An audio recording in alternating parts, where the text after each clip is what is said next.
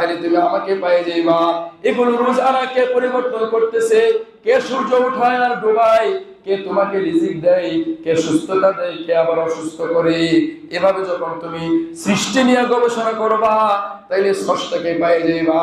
যখন স্রষ্টাকে পেয়ে যাইবা তখন তুমি হৃদয়ের পক্ষ থেকে যুবক যুবতী যেরকম রিলেশনের প্রথম দাবি আই লাভ ইউ টু বলে, তুমিও বইলা দাও আশহাদু আল্লাহ ইলাহা ইল্লাল্লাহ, আশহাদু আল্লা ইলাহা ইল্লাল্লাহ ওয়া আশহাদু আন্না মুহাম্মাদান আবদুহু ওয়া রাসূলুহু।